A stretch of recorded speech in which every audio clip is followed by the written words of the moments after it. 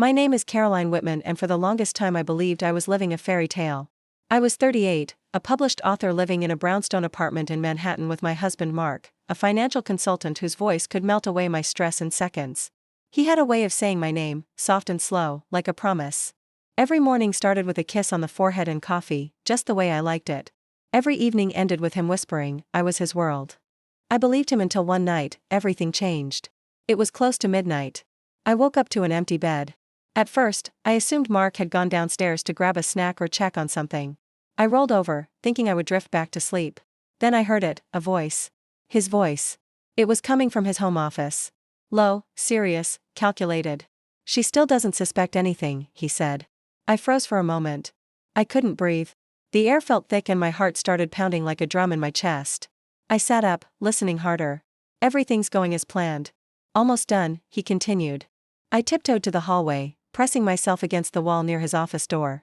A thin line of light escaped through the crack. I could barely hear the rest, but I didn't need to. I had heard enough. I crept back to bed, lying as still as I could, pretending to sleep when Mark returned minutes later. He slipped into bed with the same practiced calm, pulling the blanket over us like he hadn't just shattered my world. That night, I didn't sleep. I stared at the ceiling, my mind racing. I didn't know what he was planning, but I knew one thing for sure. My husband was hiding something, and it involved me. The next morning, I moved through the kitchen like a ghost. Mark was still asleep, his breathing slow and steady. I stood in front of the coffee maker, my hands trembling as I reached for my phone. Until that moment, I had never once checked our finances.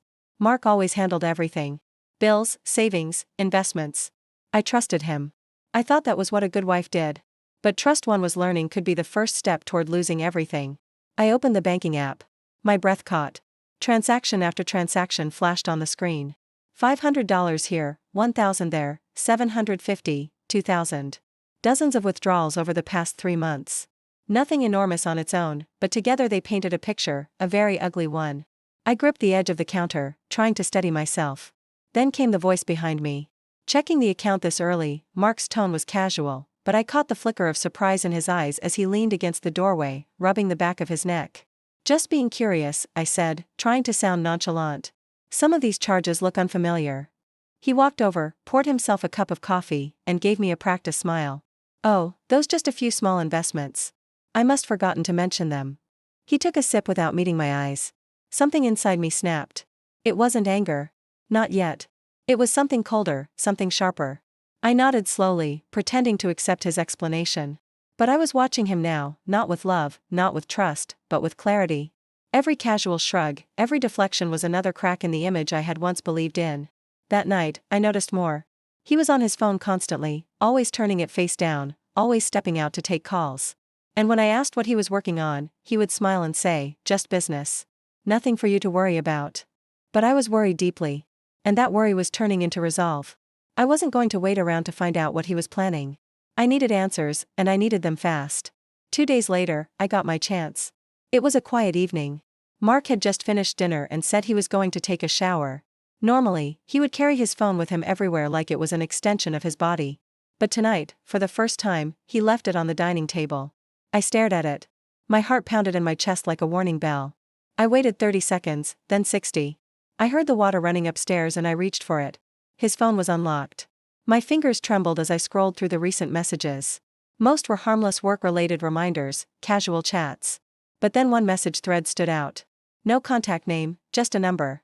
The most recent message read, send her the Ilium files. Just make sure she stays in the dark. Almost done. I froze. I read the message again, then again, my mind racing.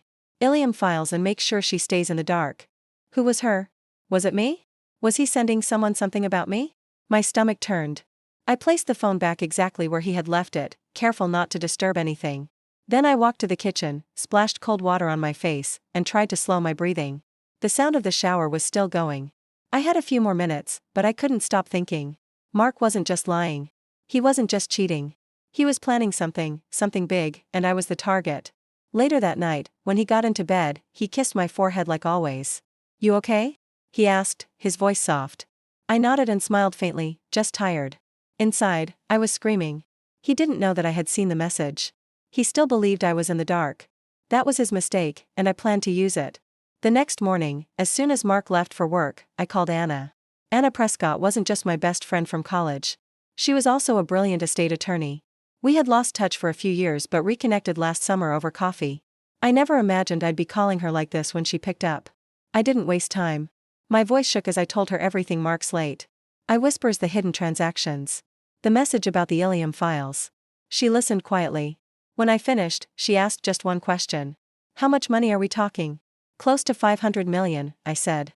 There was a pause. Then her voice came back firm and clear. Caroline, we need to move your assets now.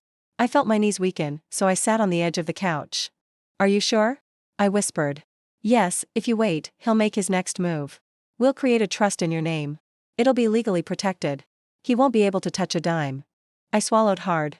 The apartment, the savings, the book royalties, the investments, everything I had worked for was on the line. I'm in, I said. The next 72 hours were a blur of documents, signatures, and phone calls. Anna worked like a machine. She brought in her team. We moved the apartment title into the trust, locked down the investment accounts, and shifted every asset under my personal legal protection.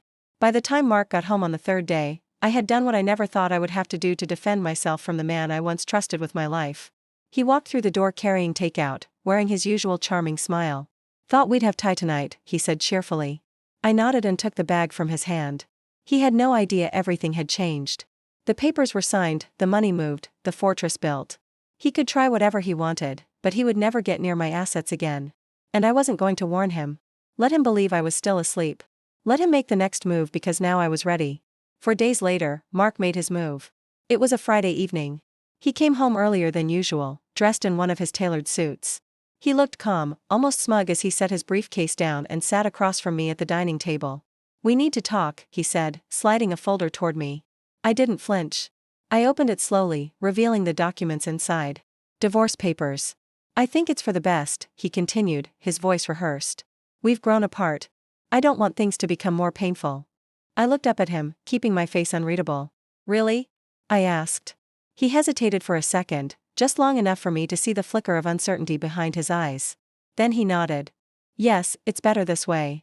I took a breath and slid the folder back toward him. Before we go any further, there's something you should know. His brows drew together. What? I leaned forward just slightly. My voice was calm, clear, and deliberate. I've already moved everything. He blinked. What? The apartment, the accounts, the royalties, all of it.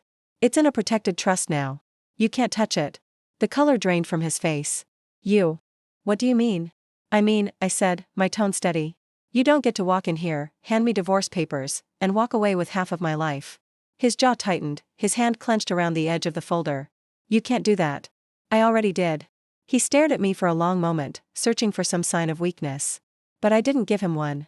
You were right about one thing, I said quietly. Life is unpredictable. He pushed back from the table slowly rising. We'll see each other in court, he said, his voice cold and sharp. I smiled and stood too. Then go ahead. Try. He walked out of the room and for the first time in weeks, I exhaled because now he knew. I wasn't the woman he could manipulate anymore. I thought the worst was over. I was wrong. 3 days after Mark stormed out, I noticed something strange at work. Whispers, side glances. Colleagues who usually greeted me with warmth suddenly avoided eye contact. It wasn't paranoia.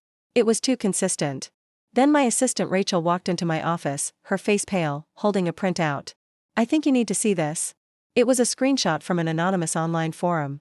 A post titled CFO hides funds during divorce using company money. Underneath was a paragraph accusing an unnamed executive of embezzling funds to protect herself in a divorce, implying criminal activity. In the comments, someone had made it specific. I know who it is. Caroline Whitman, look into her. I felt the blood drain from my face. Mark, he was behind this. I could feel it in my bones. He's trying to ruin me, I whispered. Rachel nodded solemnly. If this spreads, it could damage your reputation or worse. I stood up, pacing the room.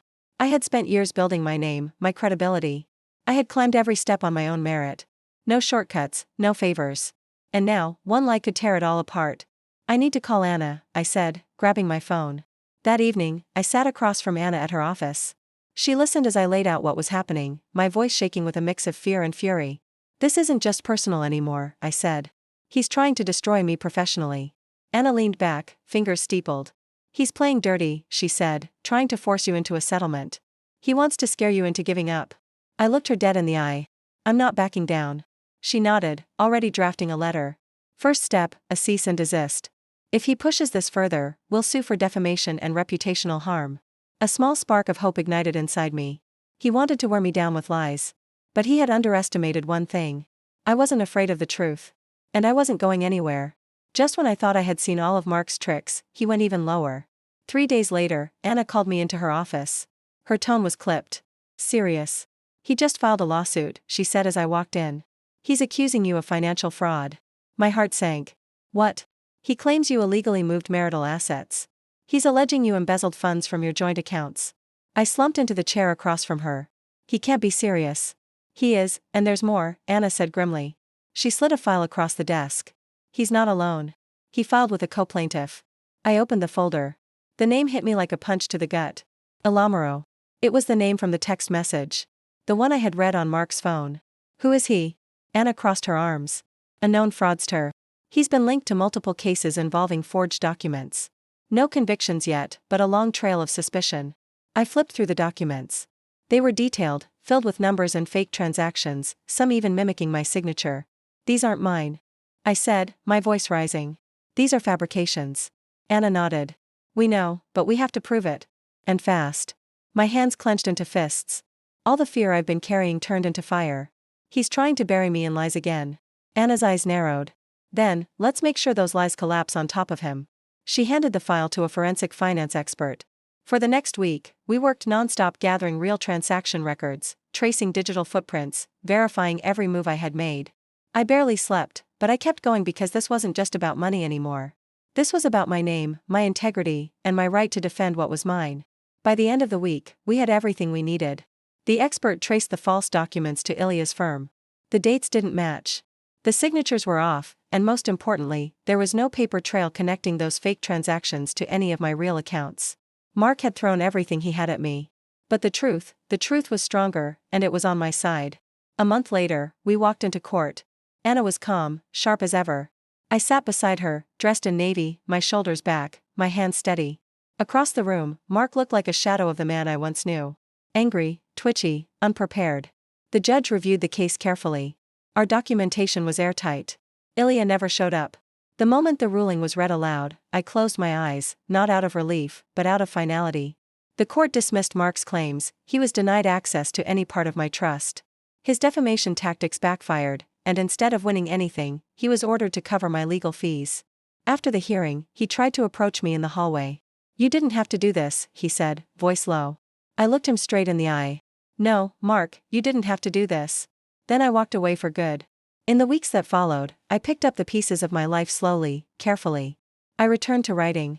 I took long walks in Central Park. I let the quiet replace the chaos. I didn't celebrate. I reflected because victory doesn't always feel like joy. Sometimes it feels like peace after a storm. Sometimes it's just the absence of fear. I learned something through all of this. Something every woman should know. Trust is a gift, but control over your life is a right. No matter how loving someone seems, never hand over your power blindly. Know your worth. Protect your future. Be willing to act before it's too late. And if someone ever tries to break you with betrayal, stand. Stand and let the truth speak louder than revenge. If you're still listening, thank you. And if this story resonated with you, share it, like, comment, let others know they're not alone. Because strength isn't just surviving the storm. It's learning how to own the sky afterward.